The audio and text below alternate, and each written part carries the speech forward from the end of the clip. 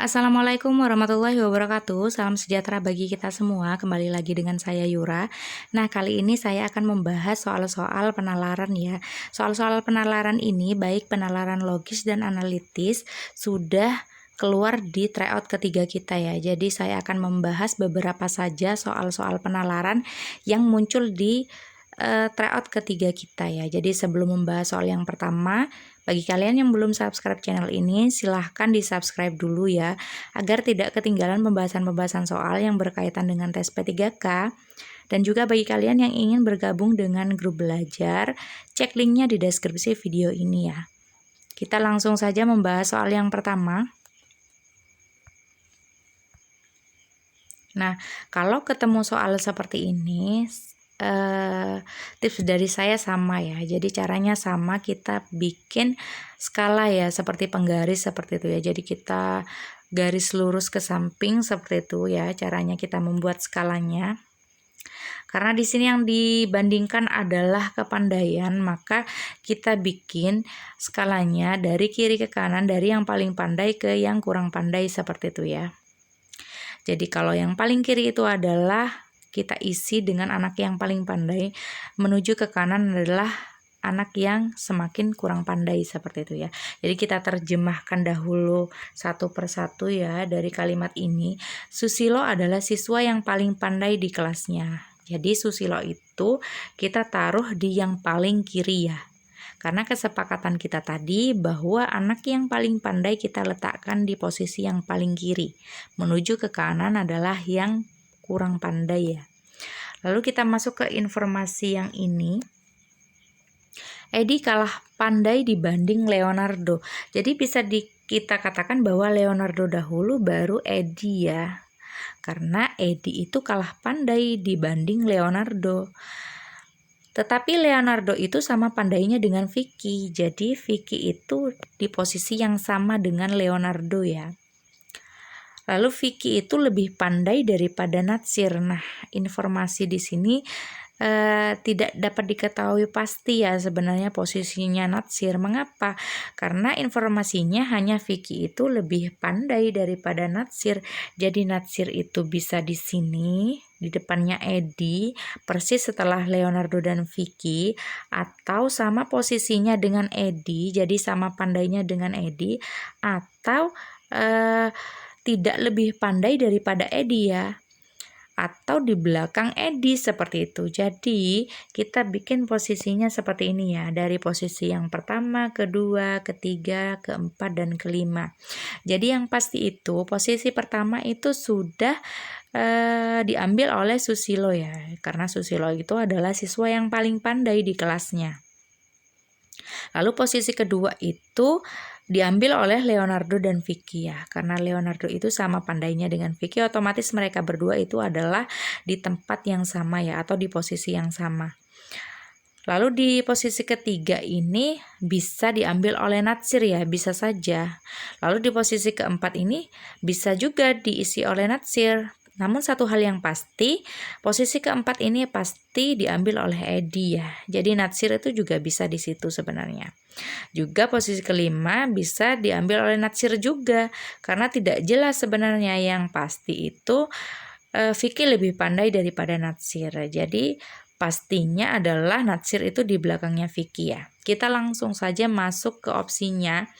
Yang A, Leonardo tidak lebih pandai daripada Edi. Nah, ini kan salah ya. Jadi Leonardo itu seharusnya lebih pandai ya daripada Edi. Kalau yang B, Edi tidak kalah pandai dari Susilo. Nah, ini kan juga salah ya. Padahal Susilo itu adalah siswa yang paling pandai ya di kelas. Juga berdasarkan gambar, Susilo itu adalah di posisi pertama. Kalau Edi itu ada di posisi keempat. Kalau yang C, Vicky lebih pandai daripada Susilo. Nah, ini kan juga salah ya. Karena Vicky itu ada di posisi kedua ya, persis di belakangnya Susilo. Kalau yang D, Vicky lebih pandai daripada Edi. Nah, ini dia yang betul ya. Jadi berdasarkan gambar kan juga betul ya. Jadi Vicky itu lebih pandai daripada Edi.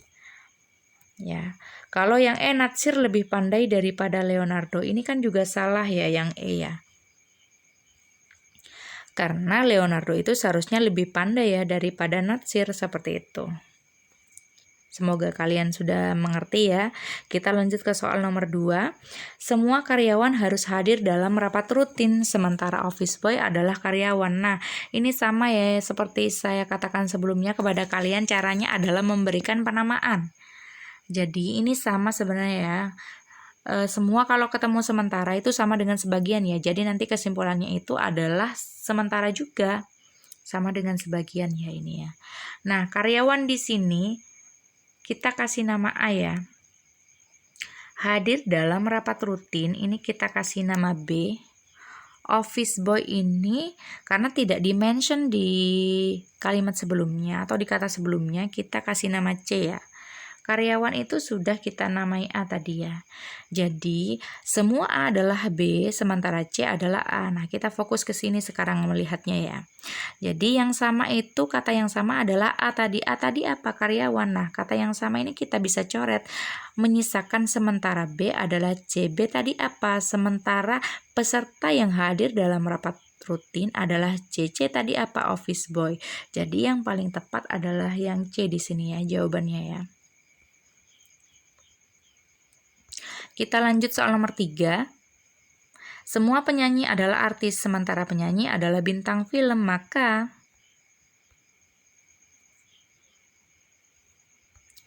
nah sama ya, kita kasih penamaan di sini.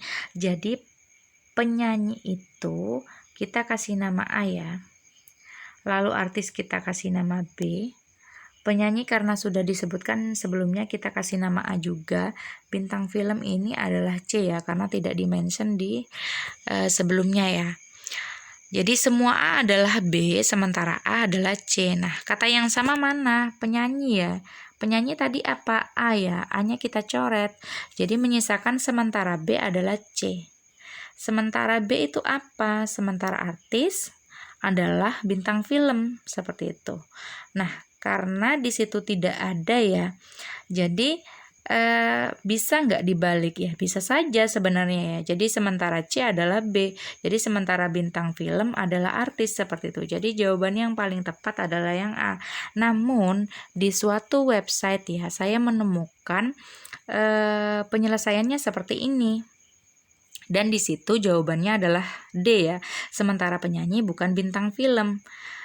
Nah, namun menurut saya kalau yang D itu tidak mewakili kedua premis di atas ya, hanya mewakili premis kedua. Mengapa? Karena di premis kedua itu kan sementara penyanyi adalah bintang film. Jadi sebagiannya lagi, sebagian penyanyi yang lain itu adalah bukan bintang film ya. Namun itu tidak bisa dikatakan bahwa mewakili premis yang pertama ya. Jadi tidak mention sama sekali kata artis di situ. Namun kalian bisa memberikan komentar ya. Jadi menurut kalian yang mana yang lebih tepat ya, antara A dan D, seperti itu. Jadi nanti kalian bisa menulisnya di kolom komentar ya. Jadi kalian itu lebih memihak D atau memihak A, seperti itu ya. Jadi tidak masalah. Nanti sebagai perbandingan ya, nanti juga yang menonton videonya mungkin juga akan melihat komentar-komentar kalian, lalu akan mengikuti komentar terbanyak ya. Jadi menurut kalian lebih masuk mana sih, A atau D, seperti itu. Kita lanjut soal nomor 4. Nah, ini sama ya, karena di situ yang dipermasalahkan adalah umur ya, siapa yang paling tua atau siapa yang paling muda, maka sama ya, penyelesaiannya menggunakan skala ya, seperti yang saya katakan sebelumnya. Jadi kita bikin garis seperti itu. Jadi kita sepakati bahwa dari yang paling kiri itu adalah yang paling tua, menuju ke kanan adalah yang paling muda. Langsung saja kita terjemahkan soalnya ya, kita terjemahkan kalimatnya. Jadi keluarga Sanar Hadi itu mempunyai 5 orang anak. Zani Hadi lahir sebelum Wana Hadi. Nah, berarti kan Zana Hadi itu di sini, Wana Hadi di sini. Intinya Zana Hadi itu lahir sebelum Wana Hadi. Lalu ada informasi bahwa Wana Hadi lahir sesudah Yana Hadi. Berarti di sini ini masih ada Y ya. Y di situ adalah Yana Hadi. Tetapi sebelum Alex Hadi. Nah, berarti kan Alex Hadi setelahnya ya. Setelahnya Wana Hadi. Lalu di sini ada informasi bahwa Yana Hadi itu lahir sesudah Zani Hadi. Nah, ini kan sudah betul ya. Jadi Yana Hadi itu Y lahir sesudahnya Zani Hadi. Jadi lahir sesudahnya Z. Lalu Vira hadir sesudah Alex Hadi. Nah, Vira ini bisa saja di posisi paling belakang ya. Jadi ini adalah urutannya. Yang pertama adalah Zana Hadi, lalu Yana Hadi, ketiga adalah Wana Hadi, lalu Alex Hadi dan Vira Hadi ya. Kita langsung masuk ke opsinya, kita pilih mana sih yang sesuai dengan gambar di samping tersebut. Kalau yang A, Wana Hadi lebih tua daripada Yan Hadi. Nah, ini kan salah ya, seharusnya Yan Hadi ini lebih tua daripada Wana Hadi. Lalu yang B, Yan Hadi lebih muda daripada Alex Hadi. Nah, ini juga salah. Seharusnya Yan Hadi itu lebih tua ya, bukannya lebih muda. Kalau yang C, Vira Hadi paling tua. Nah, ini kan juga salah ya. Berdasarkan gambar, Vira Hadi itu adalah anak yang paling muda ya di antara kelimanya. Kalau yang D, Zani Hadi paling tua. Nah, ini dia yang betul. Karena Zani Hadi itu posisinya di pertama ya, yang paling kiri. Karena kesepakatan kita bahwa yang di paling kiri itu adalah yang paling tua ya. Jadi itu adalah yang betul.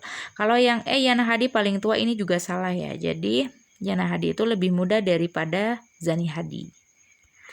Kita lanjut saja ke soal nomor 5. Semua hewan adalah makhluk hidup, semua makhluk hidup akan mati. Kijang adalah hewan bertanduk, tidak semua hewan bertanduk memakan rumput. Nah, karena banyak sekali premis yang muncul di sini ya. Jadi kita langsung saja masuk ke opsinya, lalu kita kaitkan kembali dengan premis yang di atas seperti itu ya. Agar lebih cepat dan lebih mudah ya. Langsung saja masuk ke opsi A, kijang dapat memakan rumput. Nah, kijang ini adalah hewan bertanduk ya. Informasi di sini bahwa kijang itu adalah hewan bertanduk. Namun di premis selanjutnya tidak semua hewan bertanduk itu memakan rumput. Berarti kan ada kemungkinan bahwa ada hewan bertanduk itu yang tidak memakan rumput ya. Jadi bisa saja kijang itu tidak memakan rumput. Walaupun faktanya kita tahu bahwa kijang ya makan rumput ya, tapi kita jangan fokus ke faktanya, kita fokus ke logika yang mungkin dari premis-premis tersebut ya. Jadi masih ada kemungkinan bahwa kijang itu tidak makan rumput ya. Kalau yang B sama, kita tidak bisa menyimpulkan bahwa kijang itu tidak dapat memakan rumput, karena juga ada kemungkinan bahwa kijang itu dapat memakan rumput ya.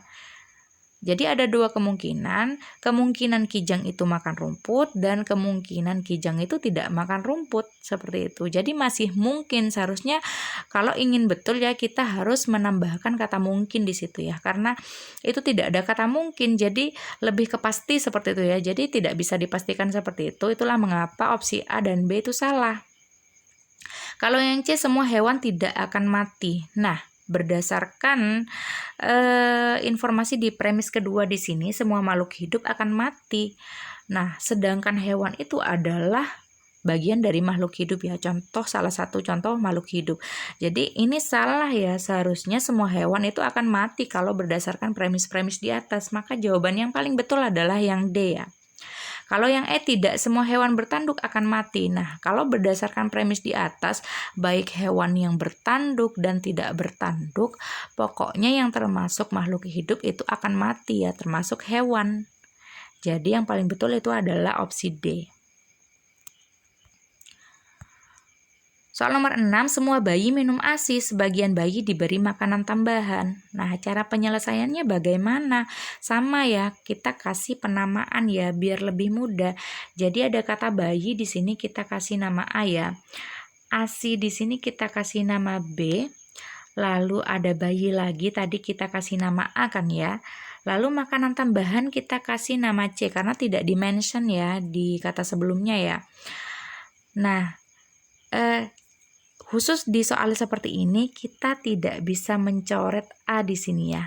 Karena A yang sama jadi kita coret A. Mengapa? Karena kalau kita coret A nanti kesimpulannya adalah sebagian A adalah C. Kan tidak mungkin ya. Sebagian B adalah C ya, karena kita sudah mencoret kata A di situ. Jadi sebagian B, sebagian ASI adalah makanan tambahan. Nah, kita kan butuh subjek di situ ya. Jadi di situ siapa sih yang minum ASI? Kan bayi ya. Jadi tidak bisa kita menghapus kata bayi di situ karena kita masih butuh subjeknya ya, butuh orangnya.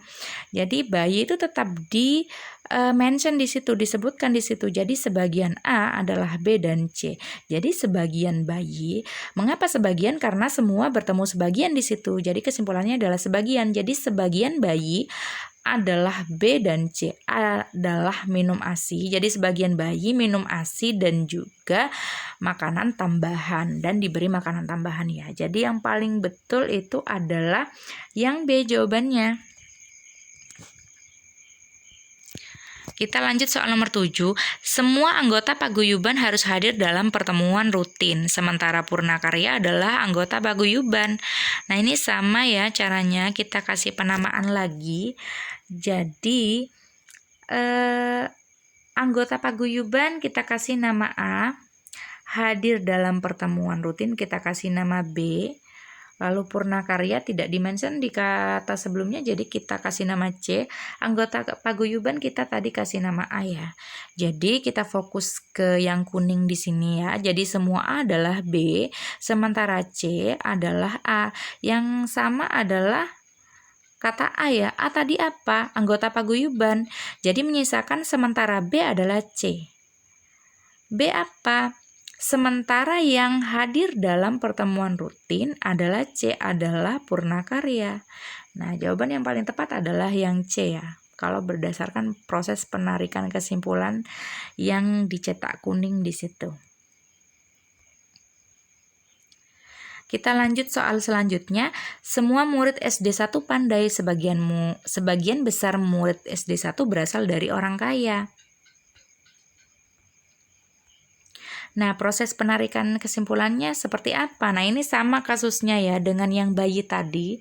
Jadi kita tidak bisa mencoret kata yang sama. Kita kasih penamaan saja dahulu ya. Jadi murid SD 1 itu kita kasih nama A, pandai itu kita kasih nama B. Lalu ada lagi murid SD 1 ini kita kasih nama A lagi. Lalu orang kaya di sini kita kasih nama C ya. Jadi semua A adalah B, sebagian A adalah C. Nah, kita tidak bisa mencoret kata A di sini. Kalau kita coret kata A di situ, maka kesimpulannya akan menjadi seperti ini. Sebagian B adalah C. Jadi sebagian pandai adalah orang kaya. Nah, kita kan membutuhkan subjek di situ ya. Siapa yang pandai, siapa yang kaya? Kan siswa ya atau murid ya. Jadi kita tidak bisa mencoret kata murid di situ ya. Jadi kesimpulan yang seharusnya adalah sebagian A adalah B dan C. Jadi sebagian murid SD 1 itu kaya dan pandai ya, atau pandai dan kaya ya, sama saja. Kita lanjut soal nomor 9. Semua penyanyi dangdut pandai bergoyang. Nur Laila adalah penyanyi tetapi tidak bisa bergoyang. Nah, ini kita tidak perlu memberikan penamaan ya. Kita langsung saja ya. Semua penyanyi dangdut itu pandai bergoyang. Jadi syarat untuk menjadi penyanyi dangdut adalah pandai bergoyang. Kalau tidak pandai bergoyang, berarti dia tidak bisa dikatakan penyanyi dangdut dong ya, karena di sini ada kata semua. Jadi ini harus ya, jadi semua penyanyi dangdut itu harus pandai bergoyang. Sedangkan Nur Laila ini adalah penyanyi, tetapi tidak bisa bergoyang, berarti Nur Laila ini bukan penyanyi dangdut kan ya. Jadi langsung saja kita pilih jawaban yang D. Kita lanjut soal nomor 10. Beberapa mahasiswa menjadi guru les privat. Guru les privat tidak ada yang menjadi penyanyi.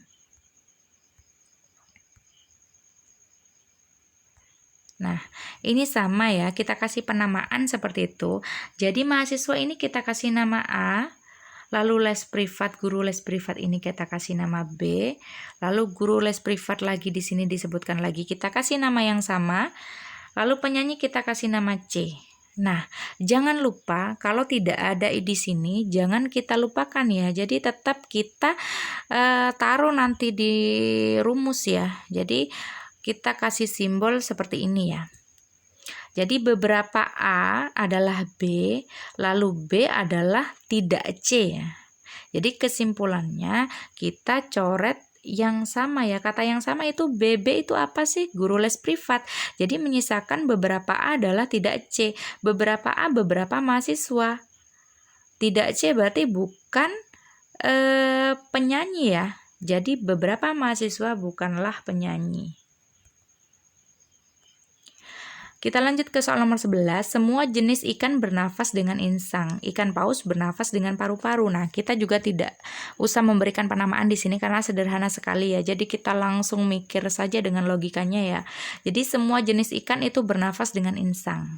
Jadi syarat bisa dikatakan seekor ikan itu kalau dia itu bernafas dengan insang. Sementara di premis kedua disebutkan bahwa ikan paus itu bernafas dengan paru-paru. Nah, ini kan bisa langsung kita simpulkan bahwa ikan paus itu bukanlah termasuk jenis ikan ya. Jadi jawabannya adalah semua ikan paus itu bukan termasuk jenis ikan. Karena syarat untuk dikatakan ikan adalah kalau dia bernafas dengan insang ya, berdasarkan premis yang pertama. Kita lanjut ke soal nomor 12. Semua insinyur sipil pandai matematika.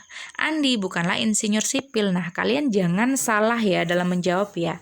Jadi kalau kalian terbiasa mencoret-coret seperti itu, kata yang sama, jadi kalian bisa tidak hati-hati. Di situ kan yang sama adalah insinyur sipil ya. Jadi kalian mungkin akan mencoret insinyur sipil. Jadi kalian bisa menyimpulkan bahwa Andi itu tidak pandai matematika ya, karena Andi itu bukan insinyur sipil. Padahal tidak seperti itu caranya ya. Coba kita cermati ya satu persatu premisnya. Jadi semua insinyur sipil itu pandai matematika. Nah, kalimat ini kan tidak bisa dibalik ya, bahwa yang pandai matematika itu bukan cuma insinyur sipil saja, jadi bisa saja profesi lain itu ada yang pandai matematika. Jadi kalau ada informasi bahwa Andi itu bukanlah insinyur sipil, belum tentu juga bahwa Andi itu tidak pandai matematika ya. Bisa saja Andi itu profesinya adalah guru matematika, dan kalau guru matematika kan pasti pandai matematika. Jadi sebenarnya dari kedua premis ini tidak dapat ditarik kesimpulan ya, atau tidak ada kesimpulan yang benar seperti itu. Jadi tidak bisa sembarangan mencoret-coret seperti itu. Nah, kita bahas lagi ya. Kalau yang di premis pertama itu semua insinyur sipil pandai matematika, kita tidak bisa membalik kalimat ini ya.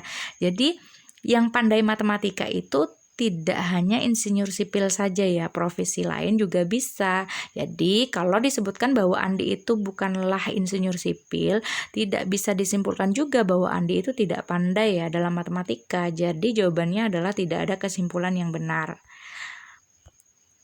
Terima kasih, semoga bermanfaat. Jangan lupa di-subscribe, di-komen juga ya pendapat kalian bagaimana mengenai soal-soal tadi. Semoga bermanfaat, semoga diberi kemudahan dalam tes P3K, semoga semuanya lulus.